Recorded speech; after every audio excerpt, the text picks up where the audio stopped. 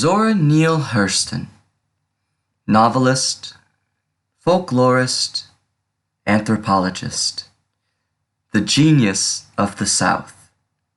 Her works, including Their Eyes Were Watching God, Jonah's Gourd Vine, Go Tell My Horse, and many others, give us a unique insight into what it was like being an African American woman in one of America's most racially tense times. While she almost faded into obscurity at her time, her works are still alive and enjoyed by the audiences of today. Through her perspective, we get a glimpse at the struggles, daily life, and perseverance of a demographic that was previously almost entirely unheard from. Born in Alabama on January 7, 1891, Zora Neale Hurston moved as a young child to Eatonville, Florida, an entirely African-American incorporated town. As a result, Hurston did not experience the typical racial anxieties and antagonisms that most blacks encountered in the turn-of-the-century South. Instead, she developed into a confident young girl, aware of her womanhood and female identity. There she attended school until age 13. After the death of her mother in 1904, Hurston's home life became increasingly difficult.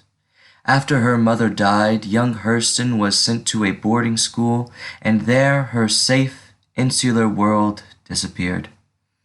An acute identity consciousness would empower Hurston to become a more prolific and creative writer than her African-American female peers.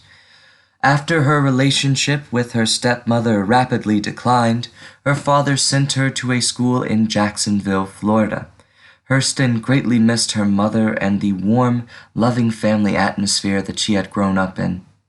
Hurston found herself being passed from relative to relative while working as a nanny and housekeeper. When Zora was in her early teens, she became a wardrobe girl in a Gilbert and Sullivan repertory company, a theater company that was touring the South at the time. 18 months later, with the help of a former employer, she enrolled in Morgan Academy in Baltimore, Maryland in 1917. She graduated a year later and went to Howard University from 1919 to 1924.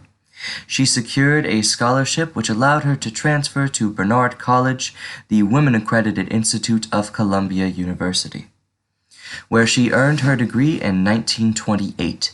From 1928 to 1932, she studied anthropology, the study of human culture and folklore, at Columbia University under Franz Boas, a man regarded widely as the father of modern anthropology. She conducted field studies in folklore among African Americans in the South. Her trips were funded by folklorist Charlotte Mason, who was a patron of both Hurston's and Langston Hughes. Now, for a short time, Hurston was a literary consultant to a novelist by the name of Fannie Hurst. In 1936, she was awarded a Guggenheim Fellowship for traveling and collecting folklore in Haiti and the British West Indies.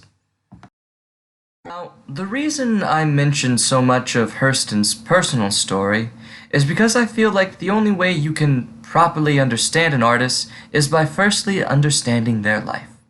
For instance, knowing that Zora didn't have the best at-home life is likely why in stories such as Mulebone and Their Eyes Were Watching God have such a unique power dynamic.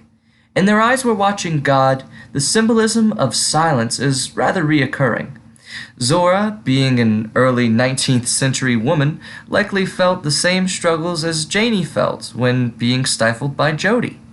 I also can't help but to draw parallels between the Me Too movement in today's culture, but that's another story for another time. In her time, Zora was often criticized for trying to appeal to white audiences. An author by the name of Richard Wright claimed that her work used a minstrel technique, this being a reference to the minstrel shows that were often put on by people of color. For these namesakes is actually where Jim Crow gets its name. Hurston was also heavily influenced by the Harlem Renaissance, through which she made a good friend by the name of Langston Hughes, an African American poet. Together, they would go on to write Mulebone, a self-proclaimed Negro comedy.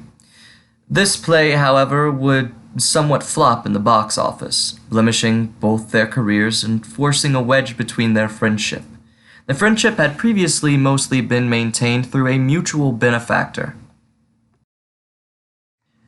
Following Mulebone, Hurston went on to write Sweat and How It Feels to Be Colored Me. Sweat is a story that discusses a toxic relationship between a woman trying to do right by her husband and the husband, who takes all the woman's money and is extremely unfaithful and abusive.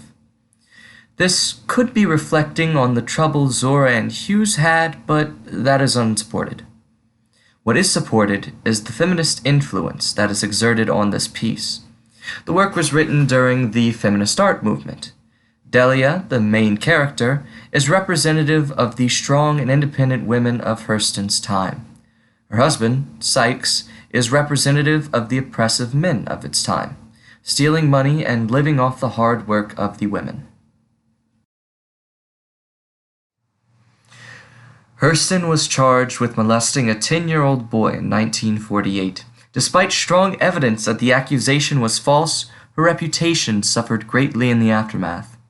This, along with her criticism of the 1954 U.S. Supreme Court decision in Brown v. Board of Education, which called for the end of school segregation. This painted Zora to be somewhat of an Uncle Tom in her last years. She dies in 1960. She remained relatively unknown from modern audiences until Alice Walker wrote her piece Looking for Zora in 1975. Which described not only the search for Hurston's gravesite, as she was buried in an unmarked grave, but also the people she met along the way with a personal connection to Hurston. Today, Hurston's gravesite is a memorial spot to her life and a mecca to civil rights activists and feminists alike.